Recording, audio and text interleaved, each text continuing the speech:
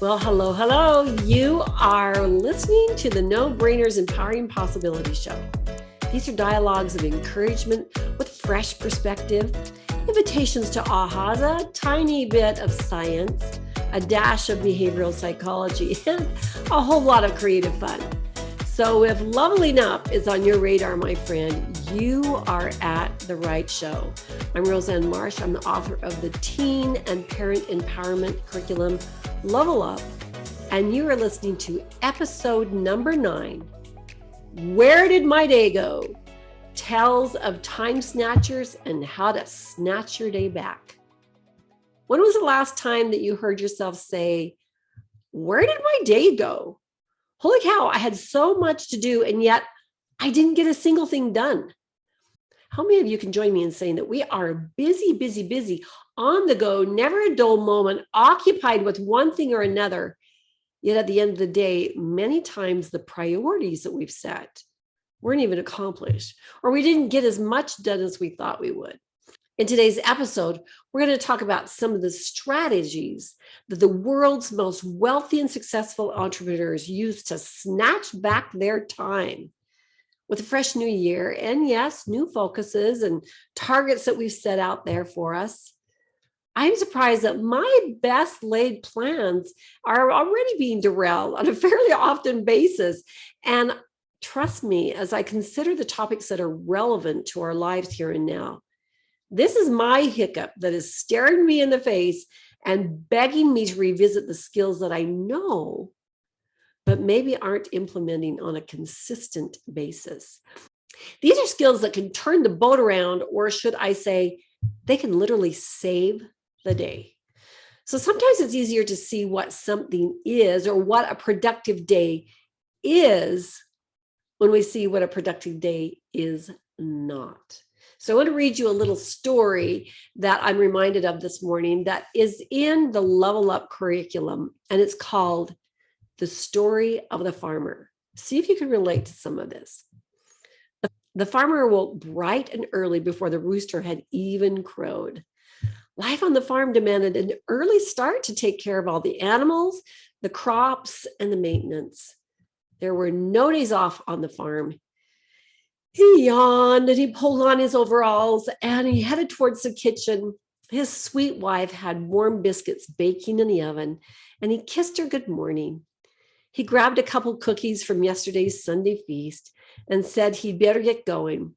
We'll wait just a few more minutes, and these yummy biscuits will really get you ready for the day. I'll be back in a while. Keep a few warm for me. As the farmer headed to the barn, he heard the chickens clucking with excitement, knowing that food would be forthcoming. He saw they were low on water in their feeder and went to the barn to get a bucket. While in the barn, he stopped to rub the ears of Nellie. I know you're hungry, girl. Let me go grab you some hay. The farmer walked to the back of the barn to pull out some hay, and he noticed a rat running right past his feet. Dang critters, he yelled. Where are those rat traps I usually have hanging around here? He walked to the tack room and noticed a bridle laying limp on the floor. As he went to hang it up, he saw that the rein had pulled away from the O-ring and needed some sewing. Now, where is my rivet set that I bought a couple years ago? I can just as easily hammer a rivet instead of sewing this. He walked to the mechanic's garage 15 feet from the barn to find the rivet set. And on the way, he roused the pen of pigs who started to squeal for their breakfast. All right, he said to the pigs, just let me get some slop for you in the barn. He leaned on the pig pen and looked admiringly at the young piglets, born only 2 months earlier. You'll bring a nice profit from the Sadler farm. Oh, his face cast a worried look. I think I was supposed to deliver a few of you to that farm a couple weeks ago. I better go look on the calendar. As he walked towards the house, the horse whinnied, the chickens were clucking, the pigs were grunting, and in the distance he heard the cows. Did I ever get the salt licks out to the cows? I better go see if I took them out. An hour had already passed, and as the farmer went to the barn to look for the salt licks, he saw another rat run by. That does it. I'm going to go get my rifle. He turned on his heels and stomped towards the house. As he entered the kitchen, his wife greeted him with a plate of biscuits. No time right now, I said. I need to, what was I doing? You finished your chores early today, honey. Finished, he said. I haven't even started. Now, have you ever had a day where it seemed like you walked in circles? A day when there was motion, but very little forward traction? A day when you started something that got sidetracked by something else that needed attention? Remember how the time flew by and yet you had not accomplished even one project? Or maybe there was a day when a simple project took the entirety of your waking moments because of the distractions of life. Well, I used to feel a great pride in the fact that I could have many things on my plate at the same time and bounce from one to another all day long. But it wasn't until later in my life that I realized that doing several things at the same time, while possible, did not increase my productivity. In fact, it lengthened the time it took to accomplish something. So let's define what multitasking is.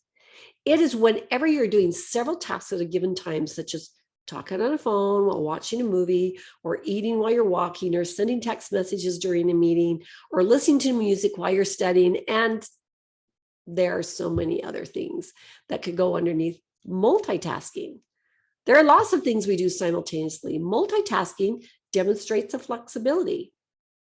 But pay attention, because you may be changing your ways after we study the brain for just a second. So here's our little science fact. Whenever you need to pay attention to a task, the prefrontal cortex goes to work coordinating with one part of the brain or another the required information that you need to perform your request. Both sides of the prefrontal cortex are working together to make this happen. It's like a symphony where both hemispheres of the brain are playing together. Now you add another task at the same time, and the brain literally must divide its attention into, and instead of two hemispheres working together, the sides of the brain start working independently. So it's like having two songs that are going on at the same time. Now, the scientists at the National Institute in Paris came to the study conclusion that when a person was asked to complete two tasks at the same time, and they used the functional magnetic resonance imaging to show the brain, but the brain was literally split in half. So can the brain function this way? Yes. But this can cause us to forget details and make 3 times as many mistakes when working on two simultaneous goals. Now, eating and walking is not much strain on the prefrontal cortex. It can do that. But when we're walking and texting, when we're driving and texting, it can lower our IQ. The University of London conducted a study on participants who were asked to multitask while performing tasks requiring their attention span, memory, and reasoning. And some of the multitasking men experienced an IQ drop of over 15 points. So what does that mean? Well, they had an IQ equivalency of an 8-year-old. It was as if they had been up all night with no sleep, or as if they had been functioning inebriated. So we're doing two things, but not as well as if we were doing one thing. At home, we multitask. I get it. But it's worth looking into, what do I multitask that I should consider splitting up? Here's a brain hack. If we do have to do two things, do them for longer periods before switching. So what are some more stats that will make you go, what? A University of Irvine study showed that we are distracted every 3 minutes. That's about the average. But after we are distracted, it can take up to 15 minutes for our focus to get back to what it was at. That's mind-blowing. But does that resonate a little bit? Our brain is still processing the distraction or the shift in priority, and then we are trying to pull it back to this other priority. So why do we succumb to those pings, those distractions, our phones, the person who enters the office or the workspace? Well, the brain is looking for a permission slip to stop having to work so hard on focusing. It's the legitimate, well, I have to respond. Well, I need to see who texted. Well, I need to, yeah, there's lots of things that we need to do. So it's the relief, it's the reprieve, it's a permission slip to take a break. And it's the, listen to this, it's the least painful thing. And it is actually a reward for our brain.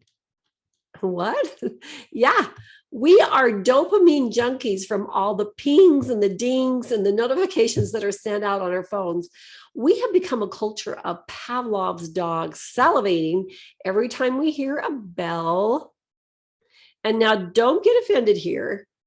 You have to remember that the apps, the way the phone works, is an extraordinarily intentional creation of an industry that understands the fishing and gambling psychology. And the leading industry creators have crafted our need to engage. It's ingenious, really, because with any product, if it doesn't get used, it doesn't survive in the market, right? And it doesn't produce revenue. It's all intentional. And don't we love that we can have all these features? I mean, it provides connection, information, a place to store photographic and written memories. It's your wallet. It's your access to 24-hour information. It's videos. It's diversion galore with movies, videos of all kinds, shopping. Did I mention shopping? And all these rabbit holes that we can go down. I really love it. And can any of you relate when it starts to feel like an umbilical cord? Leave your phone at home even for a couple hours. And what is the feeling that emerges? Oh my gosh, I'm out of touch. What if somebody needs to call me? Where's my map app to find that address? I wanted to hear my podcast. And wow, it has become a way of life for us that 20 years ago, it didn't even exist.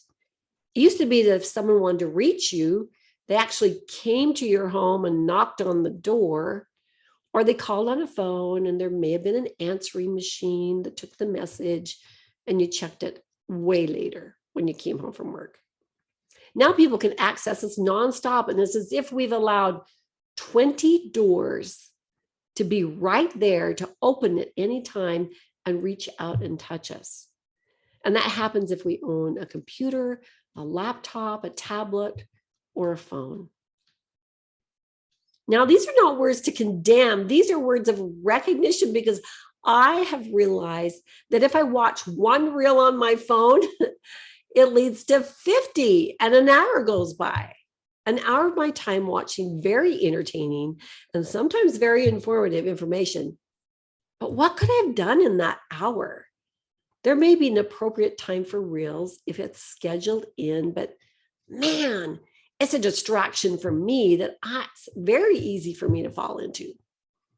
So we can't push away every distraction, especially if we're working at home with families, spouses, children, roommates, etc. But there are things we can do to snatch back our day, increase our focus, and literally accomplish instead of being in a state of busy and not productive. So let's borrow some tips from the movers and the shakers that have proven their ability to focus and produce. So I love listening to Darren Hardy, who is the editor of Success Magazine, and he's interviewed some of the wealthiest and successful people on earth.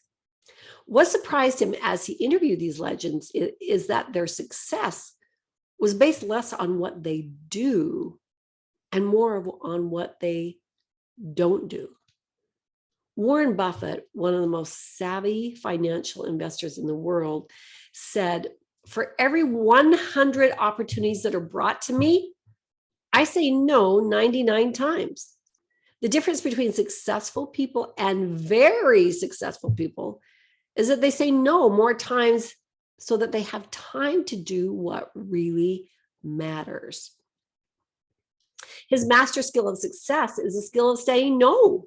How many times do we say yes to requests out of obligation or wanting to be nice, or we get an invitation to lunch and it's not really convenient, but we go, and the list could go on. But there are things that are not in alignment with the goals, with the targets that we have set out there. that we're wanting to accomplish, but yet we say yes, or we go along with it. So what are those things that we need to say no to? The late Steve Jobs was asked, what is the one thing you're the most proud of producing? Or was there something that you came up with that never did go to production that you wish would have? And his response was surprising. He said, I am as proud of what we don't do as well as what we do. Deciding what to not do is as important as the decision of what to do. It's true for companies and it's true for people. Kenneth Cole, an American fashion clothing designer, said success has less to do with what we can get ourselves to do and more to do with keeping ourselves from what we shouldn't do. Peter Drucker, who's one of the most widely known and influential thinkers on management, said, there is nothing so useless as doing efficiently that which should not be done at all. So there's a powerful recurrent theme here, and it has to do with editing out the things that we are involved with and doing and concentrating on a few, maybe the 3 things that will make the most difference. Imagine if you had more time to focus on, develop those things that made the most difference and allowed the other things to remain on a list until you had developed these things or let them go. I heard of another successful business person, and I can't recall their name, but they wrote out a brain dump of all their priorities. And I mean pages and pages and pages. Then he boiled it down to the top 3, and those 3 became his guidepost, his focus, and nothing was allowed to get in the way or take the place of it. In fact, he destroyed the list that he had made of the other things because he said, when I have accomplished these 3 things, I'll make a new list, and I may find that the other things I listed before aren't even going to make my new list. I think it's brilliant, isn't it? Can we get clear on what we will make the most impact in our life and concentrate on those things, protecting them from the priorities of other people? Of course, this is in concert with our family needs, etc. But to have the ability to use this as a gauge, and when requests and distractions come, to be able to say, does this support this focus? Does this fall in line with my target? And if not, it's an easy answer as to whether or not we need to do it. When we can control our attention, we can finally control our lives.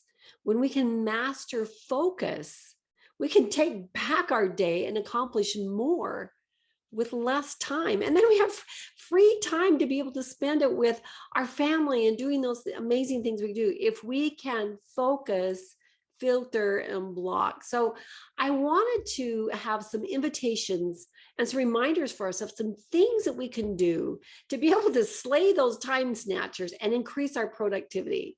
So based on things I've been able to glean from tools I've had or tools that I've now learned from the most successful people around are the ones I want to portray for you today. And we've already talked about a lot of them, but now let's put them in 7 different steps and see if 1 or 2 or all 7 of them resonate with you and you want to take back your day. You want to take back your productivity. So the first one, number 1, is become a master of our technology. Become a master of our technology. That technology, like we talked about, it is amazing. We love the technology. Oh my gosh, I can't even imagine being a day without a phone. But we need to be able to silence the pings, shut off the phone. You know, you could also shut off your phone and let people know, I'm not going to be available during this time to this time. But if there was an emergency, all they need to do is call back twice fast and it goes through. So you wouldn't have to say, oh my gosh, in case there's an emergency, I can't turn off my phone. But our body is in habit of being able to look at that or respond with that. We are the Pavlov's dog. We are salivating, waiting for that. Can't wait. Well, I'll just take a second now and I'll look to see if that post I had worked or if that email got responded to, etc. But we have to become masters of our technology. And the first thing to do is to literally silence them so that we can't hear them. And then in proximity wise, put them someplace else. Maybe leave your phone in the other room. Turn off the notifications on your computer. Whatever you need to do to distance yourself from the temptation. Number 2, place signs around. Put genius at work. Don't interrupt the flow, or not available right now, or whatever you need to do. Especially if you work in a home office, you may need to have parameters as far as, okay, when I am working, this is when my family is supposed to allow me that time. And obviously there's things that you have to work around. Like we talked about, I work early mornings, and that way I don't have any interruptions. But think about how you can let others know that it's not an appropriate time to talk to you or interrupt, etc. Number 3 is, if we need to multitask, then consider doing one task for at least like a half hour, 20 minutes minimum, before we move on to the other one. And I know in a household, oh man, you're doing lots of different things, but when you need to focus on something, on projects where it needs your cerebral output and input, then maybe a half hour and a half hour, or 20 minutes and 20 minutes, because we know it takes that 15 minutes once you've been distracted, just to get over there and re-engage and get totally focused again. Was that not inspiring to learn about that? Or for me, it was like whoa, how much productivity do I lose because I am doing this thing? Number 4, look at your calendar from last week and evaluate, what did you say yes to that you should have said no to? And then look at your schedule for this week and see, what can you take off your plate if possible? Now, number 5, this is all about your power 3. This is about your 3 priorities that you want to focus on. And again, maybe you've got 3 for your business and 3 that's in general, more personal related, that has to do with relationships, etc. But maybe it's the goals that you made for the year, your business priorities, but have them a written target. Who was it that said something not written down is just a dream? It's not a focus. It's not a target. So write that down. Also, what are those 2 to 3 key behaviors you would need to have to be able to accomplish those focuses, those goals, those priorities? For example, if physical fitness is one of my priorities, then maybe one of my key behaviors would be, okay, I work out such and such time on this day. This is the day when I do the cardio because I've got my dogs with me and I'm doing this. This is the day when I do weights. And so I specify what is that behavior that would indicate that I'm actually doing that priority. Maybe if it's nutrition, maybe it's, what am I adding in to my diet, to my nutrition? What are the vitamins I'm taking? If it's a relationship goal, maybe it's, okay, my date night is set apart here, and we always make sure that we have a babysitter to take care of kids. Or what are those cute things, or those nice things, those kindness things that I do spontaneously that really help spark this relationship? Or what do I do to assist, and have I found out what the love language of my partner is?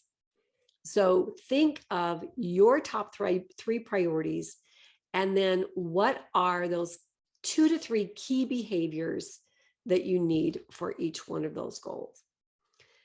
So now, a way to help that is then number 6 is to track those priorities and track those behaviors, track those 2 to 3 behaviors that you've got underneath all 3.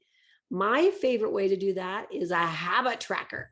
Now, the internet has a gazillion different habit trackers out there that you can utilize to be able to track those different things. As you know, it has a place where you can put everything on the left, and there's all the days of the month, and there's little tiny squares.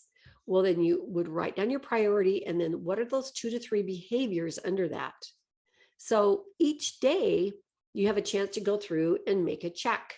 Check, check, check, check. Did I do that? Did I do acts of kindness? Did I work out? Did I do this? And then you check. Every night you check. And what that does is our brain has a chance to be able to look at that and go, oh, look how successful I am. Look at all the check marks I'm doing. And I'm actually doing the behaviors for those priorities that I have identified had the highest value in my life right now. Or you can look at it and say, you know, it feels like I'm not even getting traction in my life. And then you see all these little sporadic checks every once in a while. And you go, well, no wonder. I'm not doing it. I'm not consistent.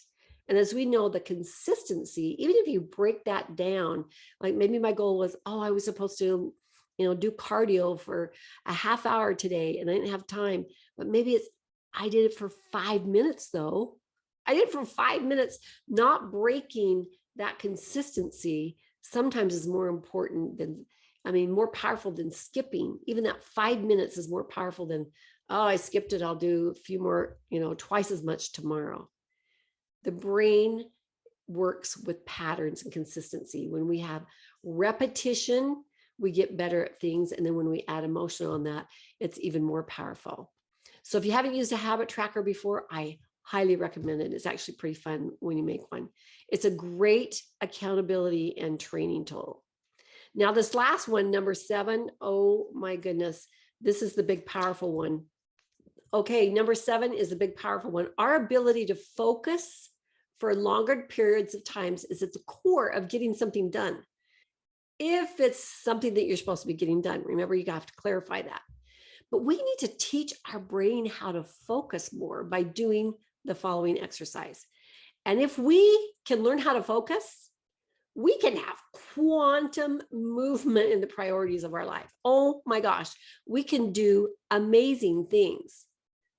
But first of all, as we talked, you got to remove the distraction. But what you're going to do is turn off your phone and then set your countdown timer for 90 minutes. Now, remember, our brains are used to being interrupted at short increments. In fact, we have short attention span as a culture because we have to check that or want to check that. It's a habit that we're in. So we're trying to break the habit. And we're also trying to break a physiological habit because we're used to that dopamine hit, remember? So to focus for 90 minutes, it may be that, okay, you know what? I don't even know if I have 90 minutes that I can focus, but maybe it's 45 minutes, but take that time to set that and go, I am going to focus on this project for this long and set that timer. Now, it could be that you think you've worked for a long time and then you look up and you go, what? It's only been 6 minutes? How could that be? I feel like I've been here forever. Well, then just go back to focusing on what it is. Again, the brain is it's like a muscle. Training our brain is like going to the gym and training here. We have to bring ourselves back, bring ourselves back, bring ourselves back. The longer we can train ourselves to focus, the more work we can get done. You may be thinking, I don't even know when I would have 90 minutes of uninterrupted time, but be creative. If you're a mom with kids, maybe it's a half hour, 45 minutes, and that's when the kids go down for the nap. And then that's when you're hyper-focused on whatever project or priority you're working with. For me, I set my alarm intentionally for the wee hours of the morning when the world is asleep and I'm not getting text messages and I can't give out text messages because nobody would appreciate getting them at that time. So I get more done during those uninterrupted, quiet times in the morning when the rest of the world is asleep. So be creative. And when does your brain work better? When does it think better? Are you better as a late night person? Are you better as a morning person? But make a date with your priorities. So they say that opportunity knocks at the door, right? But distraction literally leans on the doorbell. So successful people are willing to do those things that unsuccessful people either don't know or are so unwilling to do. So these things that I brought out today, like I said, are my wake-up call, my reminders to jump back on the focus wagon and salvage my days. But more importantly, is to manage the world in whatever way makes sense in my situation, so that the priorities that I have set at the end of the year don't end up again on next January's priority list. I want to slay those goals this year. And it has to do with taking back the focus and prioritizing my time. So let's do this. This is a year of execution, and it starts with editing and focusing. So if you enjoyed learning these simple little tools, remember, tools don't have to be really difficult. Sometimes they're just no-brainers. But we'd invite you to go to the website, nobrainers.com. Look around there. We have Level Up, Empowering Possibilities. It is a course for adults and for teens. It's all about empowerment. And as we know, the more empowered we are, the better and able we are to maneuver the anxiety, the stress, the problem solving, all those things of the world that we are now facing and will always face. So we invite you to look at Level Up as an opportunity. Guys, thank you for spending your time with me today. And remember, we're all creators. So this week, let's go out and create those priority lists and find a way to focus. Have a great one, guys. Slay and seize back your day. Take care.